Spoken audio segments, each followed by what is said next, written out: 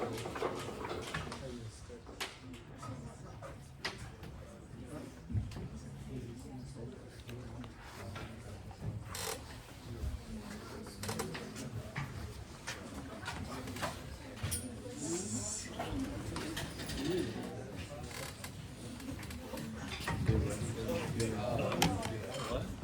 back.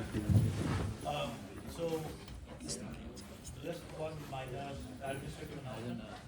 The take-home quiz 1 should go out today. This is not an announcement yet, right? So they should release it and they should announce about it. It should be, it's so if you are familiar with linear algebra, it should not take you more than 5 to 10 minutes.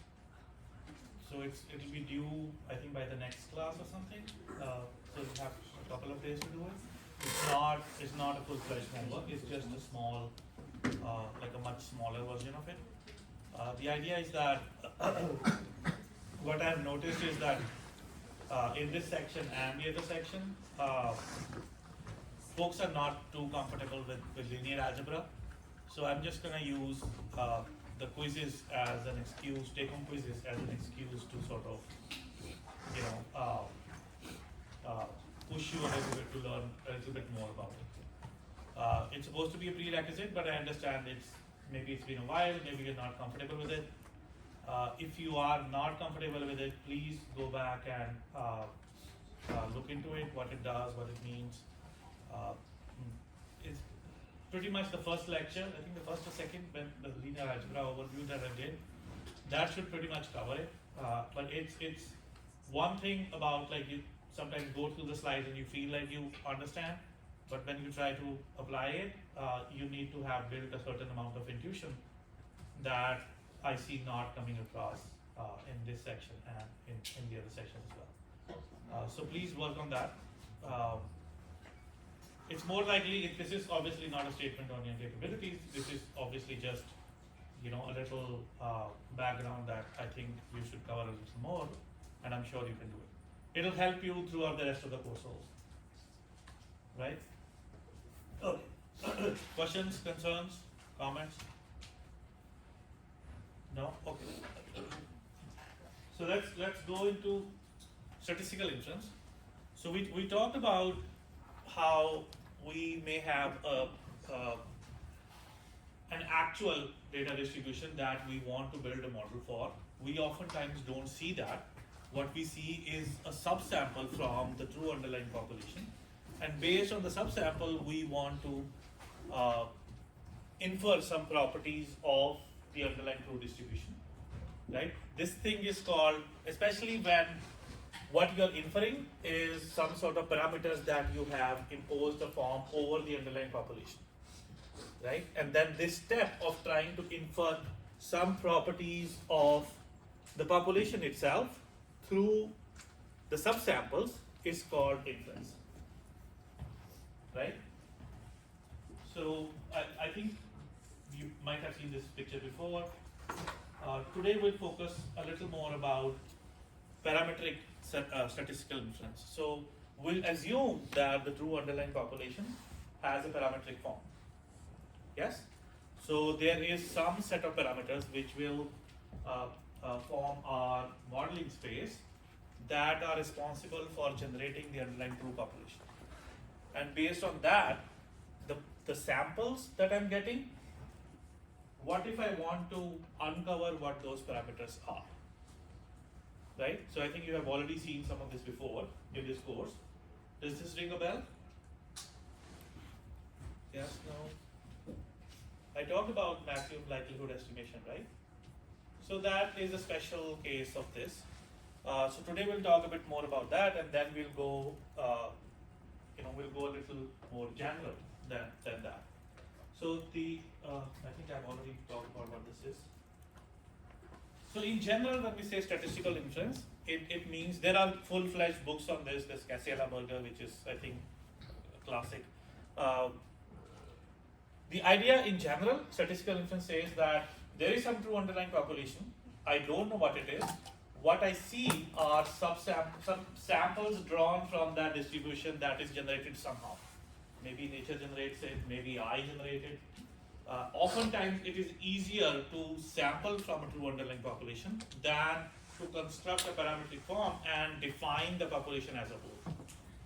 So many times we cannot do that, but we do have access to a sampler, which is a much easier problem to solve. So if I have access to a sampler, how do I infer properties of the population itself?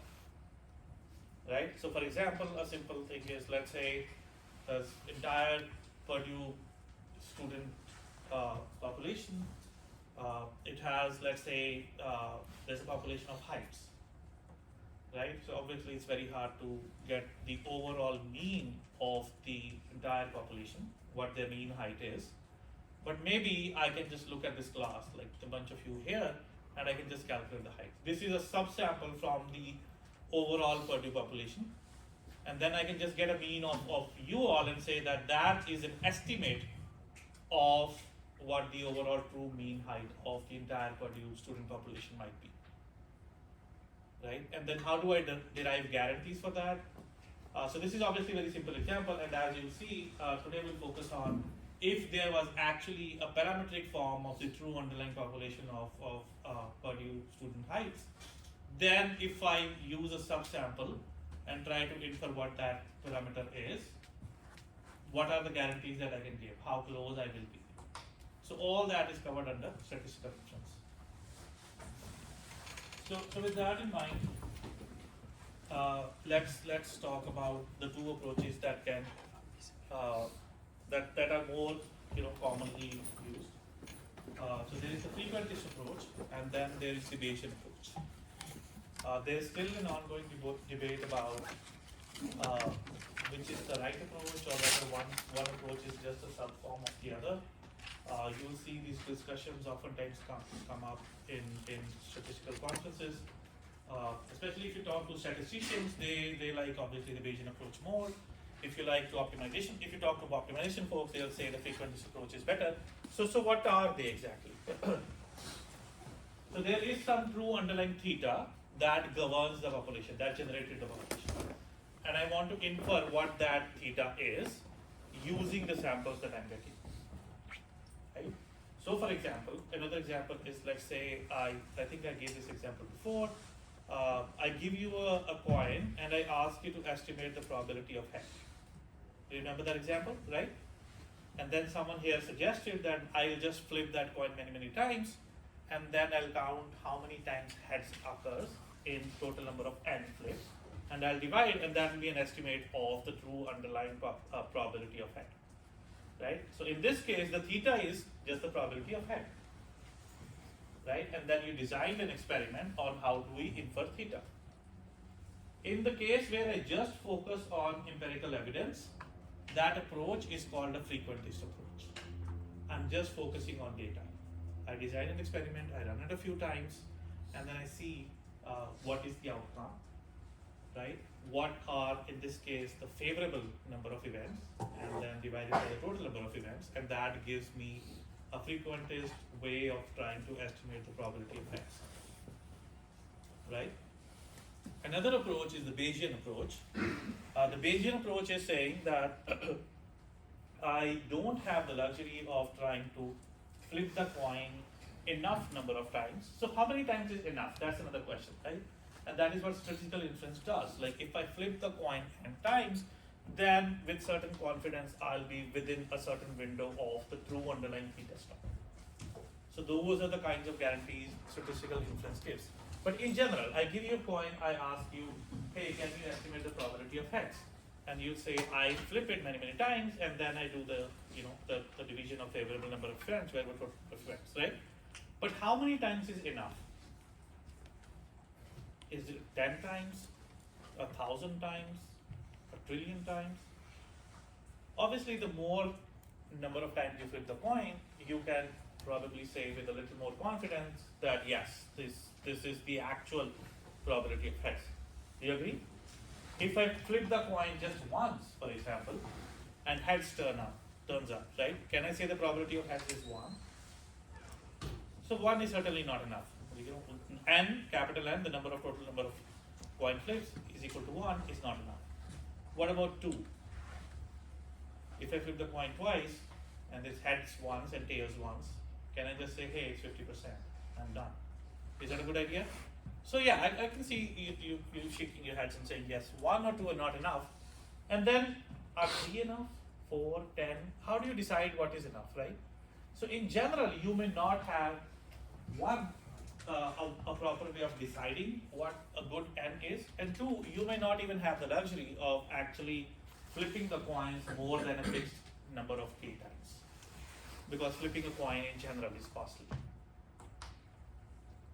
right? So if you, for example, I mean, if it's hard for you to wrap your head around why flipping a coin is costly, let's say you are working with some, what is a practical example? A neuroscience application, right? You want to test is there an association, a causal relationship, or even a correlation between certain areas of the brain lighting up in response to certain stimuli, and how's that different from maybe patients who have Alzheimer's and patients who do not have Alzheimer's. So there you need a lot of data points to be able to make that decisions, right? So there obviously data collection is very, very costly. Most neuroscience data sets that you see, even in the research papers that are published, have number of patients in order of hundreds or a few thousands at most. And the dimensionality of data, the brain voxel scans is in millions or at least hundreds of thousands, even if you run compression techniques. So they are obtaining new data points, new patients, and doing their scans, running the experiments on them, recording their stimuli is very costly. The analogy to our coin flip is that flipping a coin is costly, right? I may not have the luxury to actually flip the coin or repeat the experiment many, many times, which is why if I'm not able to do it, that's where the Bayesian approach comes in. The Bayesian approach says I'm going to assume certain prior before even seeing the data. So for example, the coin flip, you may say that, hey, the probability of heads and tails is just 50%. That's my prior. Before even a single coin flip has been done, I'm going to assume that is true. That comes from domain knowledge, my expertise as a coin flipper, right? I can say, hey, with a certain confidence, I have no reason to believe that this coin is biased, and I'm just going to assume it is 50%.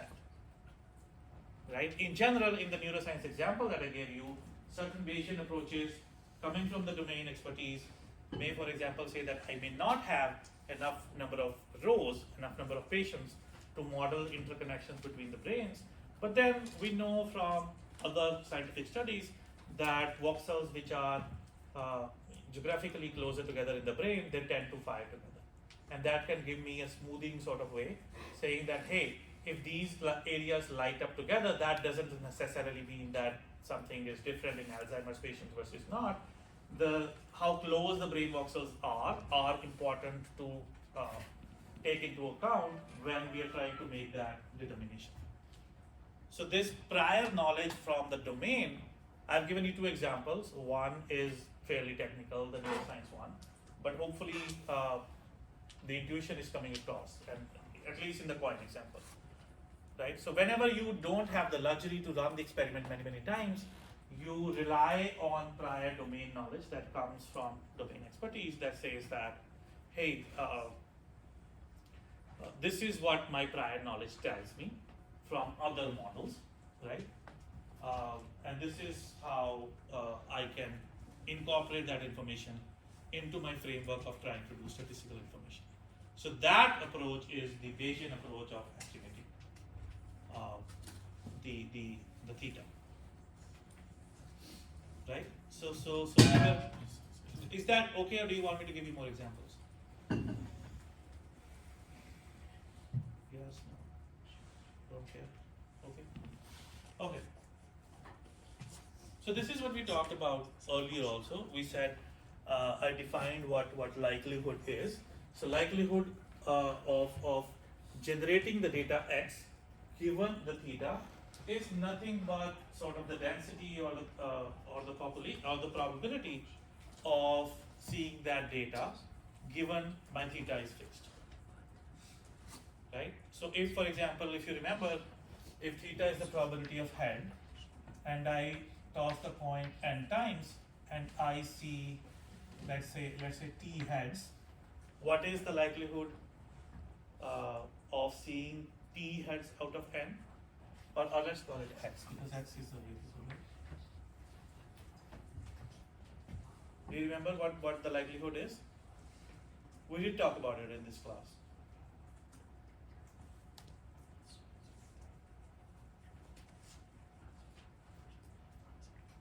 Yes.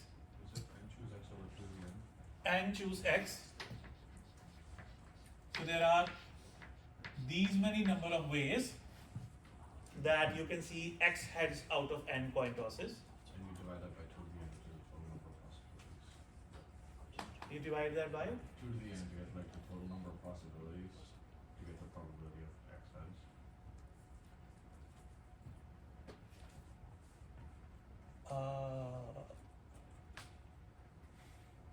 I see where you're going.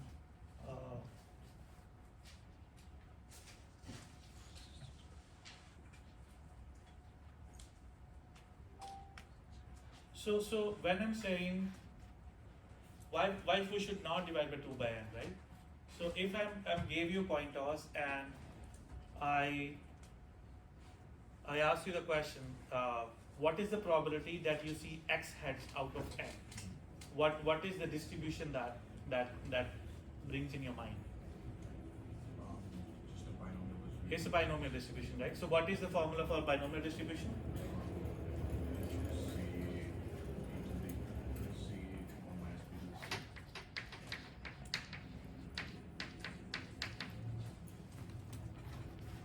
Yes?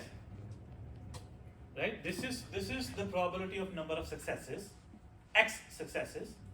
This is the probability of n minus x failures, and this can happen n choose x times. And this will give you a proper probability. Do you see why you don't need to I guess divide? because it was a coin flip, I divided by 2 to the n because both. But that's the n what and binomial does, right? Yeah. So binomial doesn't have 2 divided by n, right? It's just because like in a coin flip's case, theta will be 1/2, and so would 1 minus theta. So you're dividing it assuming theta is already 1/2. I thought we were doing a coin flip. Yes, but I don't know what the probability of head is. Oh. Right? That's what binomial does. If I don't know what the probability of head is, that's what the binomial distribution says. If we are doing a coin flip and the probability of head is actually half, that's what we'll do then. Right? And then you don't even need to, there's nothing to estimate. The probability of heads is theta is half. I'm saying theta is unknown. And that is what binomial distribution gives me. And then this will be the likelihood. Right? And remember then what did we do last time? We said this is my f of theta. And what do I want to do? I want to see what theta will maximize the likelihood of seeing this data that I am seeing.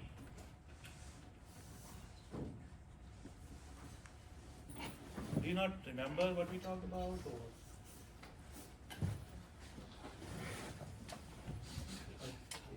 How do we, let's just derive it again in interest of time. I'll ask you questions and then I'll see blank faces. Let's just derive it. This is what we already did in the last lecture, not in the last lecture, a few lectures ago. So this is the likelihood of seeing this data given some unknown theta. I want to see what theta will give me the maximum possibility that this data is generated. So what do I need to do? I need to maximize this with respect to theta. So how do I do that?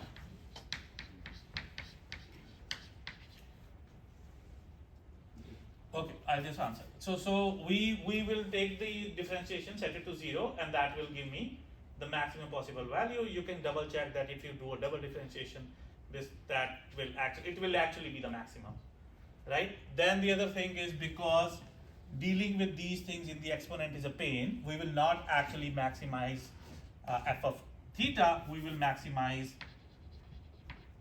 log of f of theta, right? The reason being it makes things simpler, and actually because log is a monotonic transformation, the argmax will be the same. The max value may be different, but the argmax will be the same. So here this thing will be constant, so this is log some constant c plus x times log theta plus n minus x times log 1 minus theta. Take the differentiation, set it to 0, I'll get theta star is equal to x by n. So this is the experiment that we designed last time. I'll not do the algebra, it is correct, you can go back and check, it's already on one of the slides also earlier. So what we are saying here is, if I give you a coin and I ask you to run a possible experiment and say, tell me what is the probability of head, you'll toss the coin n times, you'll see x number of heads, and then the MLE estimate, the maximum likelihood estimate of theta is just x by n. So the commonsensical experiment that you will do, you just tossing the coin n times, counting the number of heads, and then dividing the two is what you'll do naturally, right? I'm saying, and this is what we talked about last time, that is actually the maximum likelihood estimate under the assumption, two implicit assumptions, remember, that the distribution can be reasonably estimated through this binomial, that is the parametric form that we imposed, and the second one, that the individual coin tosses are actually independent. If they're not independent, it will be a big joint probability distribution table that is very hard to optimize for. So that is what we discussed last time, right? So today we'll go further. So this is sort of a review of what we've already done. So the maximum likelihood estimation is saying, given this data that I am seeing, I write down the likelihood function like we just did here, and then oftentimes, because the parametric forms often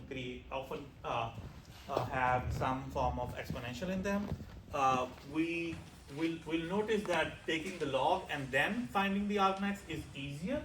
The other reason is that it will help me convert this big probability distribution table. The independence will convert it into a product, and then the log, once I take the log, it will convert it into a sum.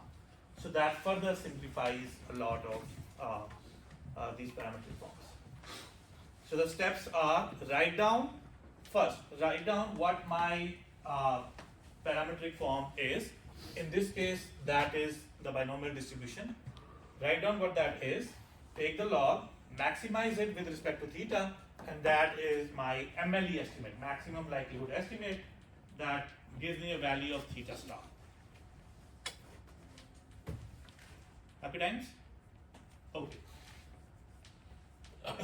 Now let's go on to the actual material in this class, which is the MAP estimate, which is to say that I may not be able to run the experiment enough number of times. I don't have the capacity or the budget to do it.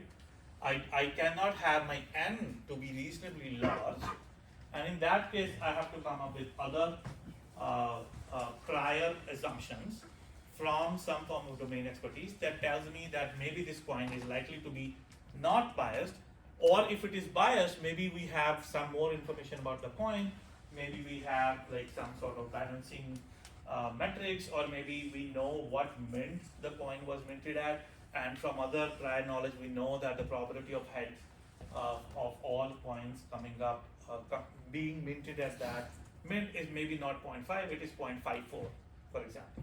And that can serve as prior knowledge, which I can combine with my smaller scale experiment that I do, where capital N is actually not very large, and combining the two, sort of averaging, not averaging in the mathematical sense, but intuitively, combining the two will give me the MAP estimate. So the MAP estimate is saying, I'm not just going to look at the log likelihood. So this part, Px given theta, was just the likelihood part. Now I'm going to also add the prior information there and do an argmax over both of them together. Right? Everything else remains pretty much the same. Take the log, it will convert the products into the sum, and then I do the differentiation, set it to 0, and that gives me maybe slightly different value of theta. The reasoning for doing this is that, remember the Bayes theorem?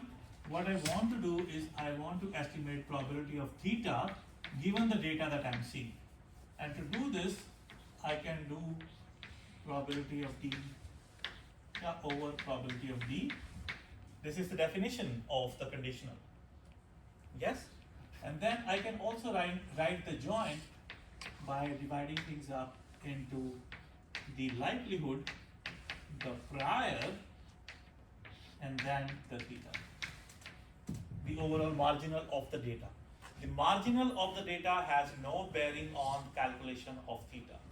It is marginalized over all possible thetas. So I can say this is just proportional to this, and I can take away this. So maximizing after I divided by P of D versus not dividing by P of D will not change the argmax. Again, it's just a monotonic transformation. So that is why when we are doing this, the overall likelihood multiplied by the prior and then taking argmax over that, effectively we are doing an argmax over the posterior. Do you see an implicit assumption that we make when we are ignoring the prior, when we are not actually maximizing the posterior? This is what we want to do. But when we estimate only using the likelihood, then we are not just ignoring the prior, we are not ignoring, we are just saying each theta is equally likely. So P of theta is just uniform over all possible choices.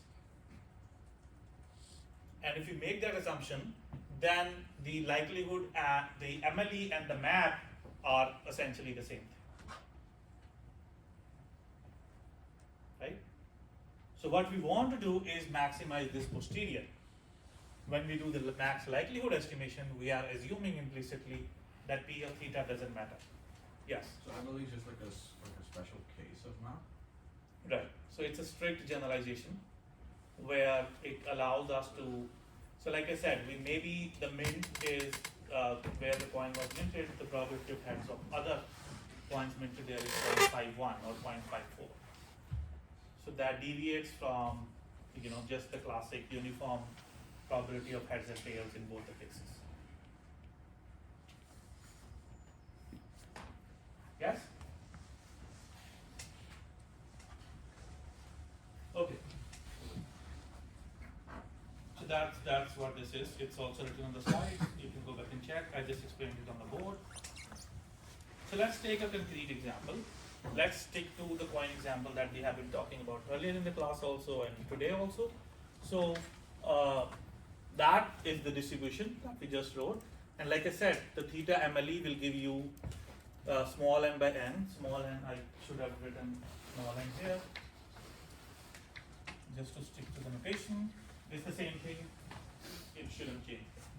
So this is what we did earlier also, we just redirected today. So now let's do the map example. We are saying that we have some sort of prior information also associated with theta.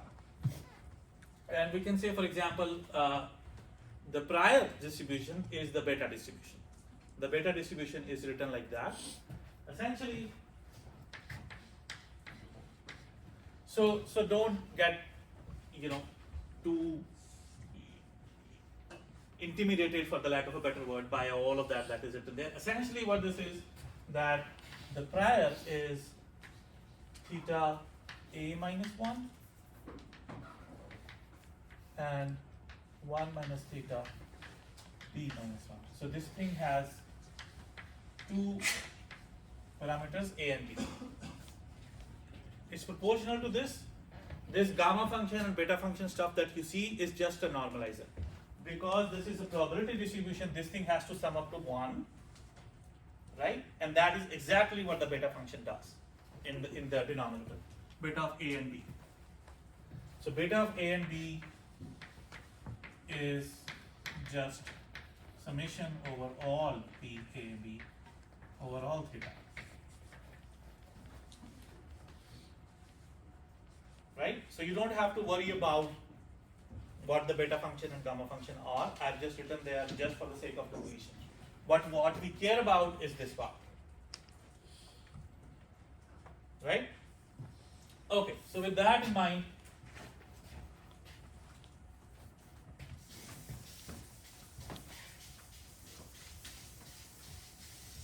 so let's write down the whole thing again. So remember, we want to write P of theta theta given d, that's the posterior, and this we wrote is p d given theta into p theta. So what is p d given theta now? The likelihood?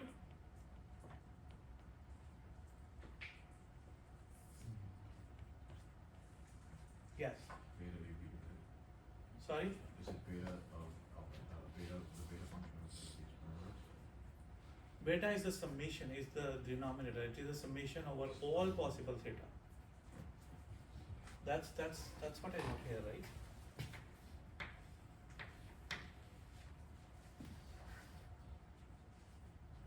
What is the likelihood of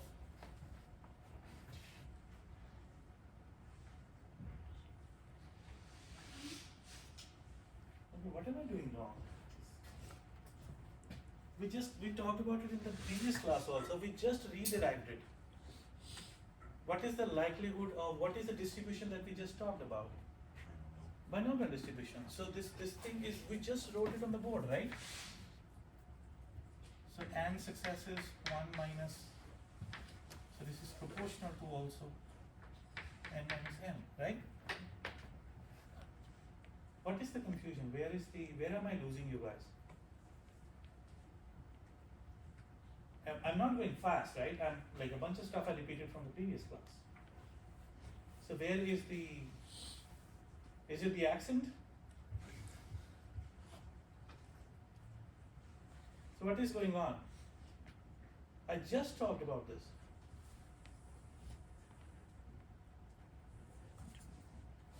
Yeah, I don't know how to.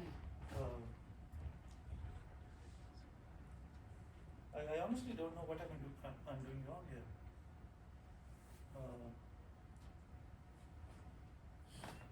Okay, let's try to keep going. What is the prior?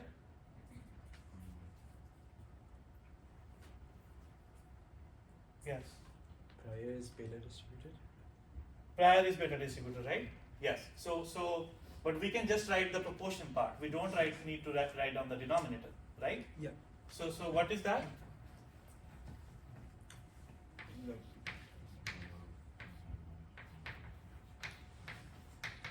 You see how these things have common basis, so you can combine them together. So this will be theta n plus a minus 1 and 1 minus theta n minus n plus b minus 1, right? Yes? And what is this? The prior of beta, this is how the beta distribution looks like. This is what the prior was. This is what we started with. After running the experiment, we have something like this. This is another beta distribution. We can say it is another beta distribution just from the parametric form. What is missing is the denominator, but denominator will be another beta function, which is what we know about beta distributions in general. So this will be another beta distribution with a changed set of parameters.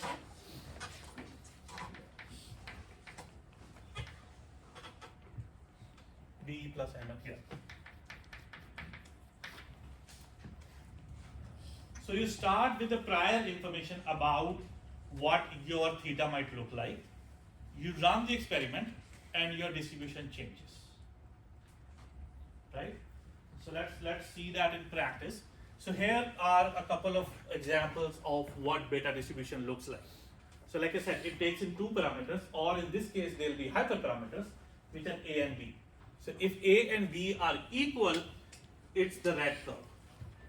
So that is saying I'm assuming my probability is centered around half, and there is equal chance it is lower or higher. On the other hand, if maybe from the mint I know that the probability of heads is more, then maybe I'll choose a greater than b, right? And then it will be the green distribution. That's what my domain knowledge tells me.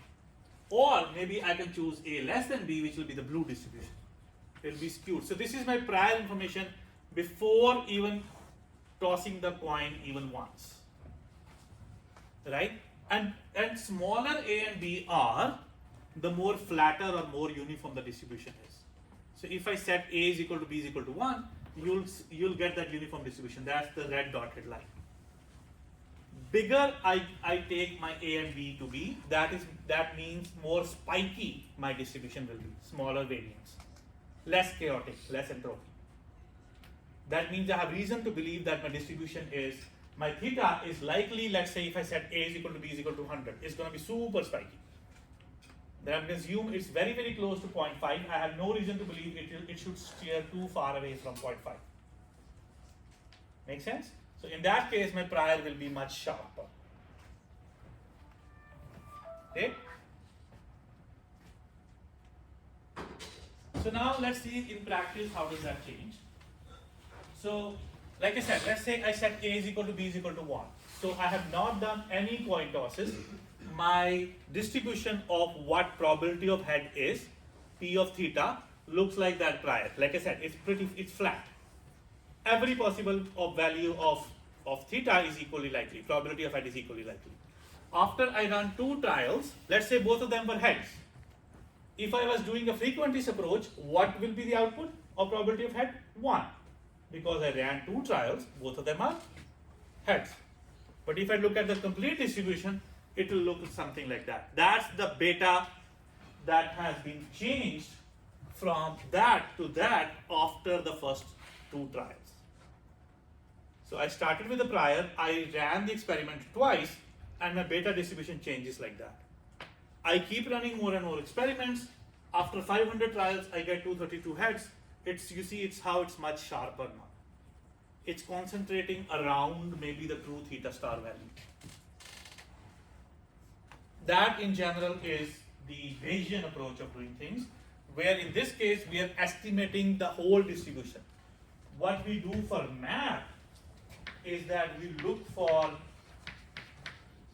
the mode of this distribution.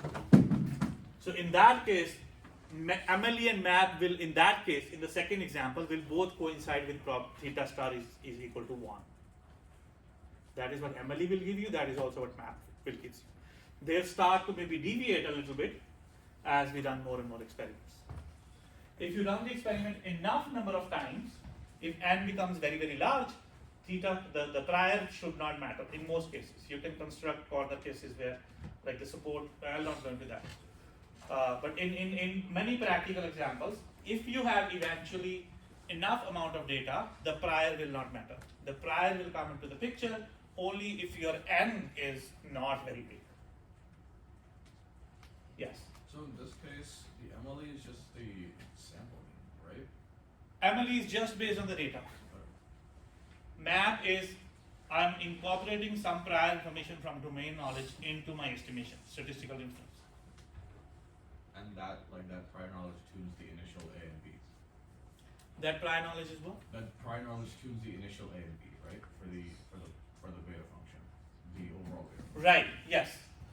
It's A and B. For example, if A is equal to B is equal to 1, I'm saying each of my theta is equally likely. I'm not assuming anything basically. I'm assuming uniform priors. Those are also called uniform priors or non-informative priors. Non-informative prior means that there's like not biased against one value of theta versus another value. Yes? So let's take another, and yes. So you see how we started with a beta prior and then we ended with a beta posterior. Such distributions where you start with a prior, you have binomial here as my likelihood function. Such pair of distributions where you start with a prior, there's another posterior, there's another likelihood, and the posterior and the prior come out to be the same. Such pairs are called conjugate pairs. And this is also the reason by design why we chose the beta distribution. You start with a prior, you have a certain likelihood of the data, you combine it, you get the original distribution back. Or the original form with a different set of parameters. And then you can keep refining it as you run more and more experiments. Okay, let's take another example which you have seen before. So this example is for the linear models. I'm trying to bring out examples specifically from the ones that we have already seen so that things sort of like are easier to understand. So that's our linear model setup. Yes? So in general, we have x beta and y is equal to this. And you guys talked about, Professor Zhang talked about how to estimate these losses, right? We want to find out what beta is. Right, so let's assume a statistical model where we say that y is actually equal to x beta plus some epsilon, which is the noise, and the noise is normal distributed.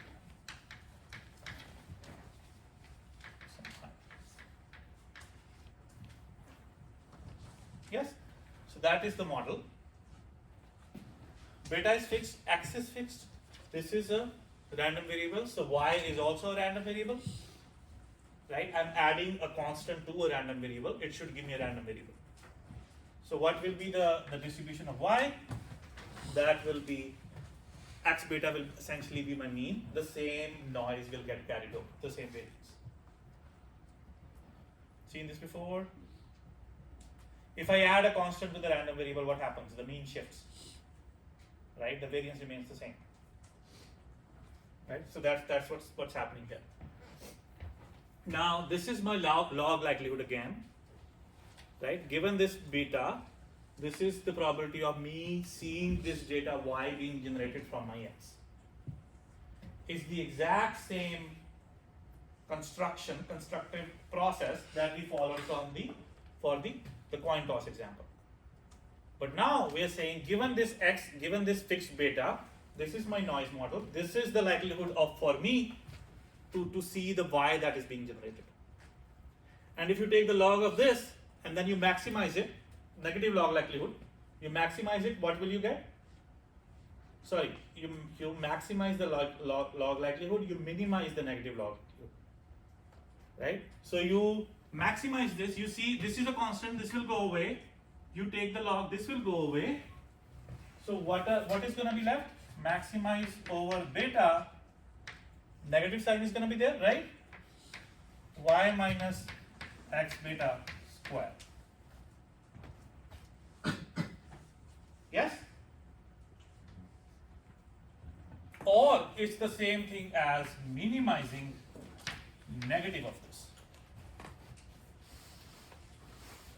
Have you seen this before?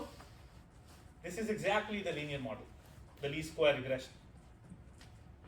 So least square regression, if you want to see what the underlying true statistical model is, it is this. Now let's take the MAP approach where we say that beta maybe has a prior. So everything else is the same in the setup except we add that red part. So beta itself also has a prior. So just like we did for the coin example, we're going to write the posterior. From the base rule, we know the posterior is going to be the likelihood that we just wrote, and this P of beta also, the prior, which is also a Gaussian, right? And instead of just, when we take the log and everything, instead of just maximizing this, we'll have this part also, plus some constant C, right? And you can take, because sigma square is a constant, tau square is a constant, I can take a tau square out, and I can say, and I can take a negative also out, and I can say this is gonna be, actually let's take the sigma square out, plus sigma square by tau square, beta square. And I can, this is a constant, this is a constant, I can combine them and write it as a single constant, lambda. And now what is this? Have you seen this before? Now this is just the L2 regularized least square regression. So L2 regularized least square regression is the MAP solution of this model, where you are regularizing it. If you're not regularizing it, it's just the MLE estimate. And you should be able to recover if you set lambda is equal to 0, which will means my priors are non-informative. Each beta is equally likely in my prior, and then that is when you recover the MLE estimate. Yes? How do you know sigma? How do I know? Yeah. The How do what? you know the errors here? How do you know lambda here? No, I mean like, Right, how right, do right. you know the sigma I know, of I know. that one? That's where I'm going. How do you know the lambda here? Do you just like assume that what it is, like negative? You set it as a hyperparameter, right? So each value of lambda of sigma and tau, their combination will give you a different hyperparametric model. For the case of MLE, you'll see that it comes out, it doesn't matter, right? It goes away when we're trying to maximize. It goes away into the C. So when you're doing the MLE estimate, sigma square doesn't matter. When you're doing the MAP estimate, the sigma square alone does not matter. It's actually the ratio between sigma square and the tau square, their relative signal to noise ratio, which is what matters. And that is exactly the hyperparameter in the L2 regularized problem. Yes? So you can think of adding a prior in Bayesian estimation sort of like a regularizer. So another example, if your prior is Laplacian or something called a double exponential distribution, you will recover the L1 lasso, right? Which you have already talked about. So you can think of adding priors into the MLE estimation and doing the MAP estimation as adding some sort of regularization. Another thing to find, one more thing to notice here is that we started with a Gaussian, and then my prior was Gaussian, my likelihood was Gaussian, eventually I still get a Gaussian. So Gaussian distribution is self-conjugate, it's conjugate with itself. Just like beta and binomial are conjugates, Gaussian and Gaussian are also conjugates. I'll stop here, thank you.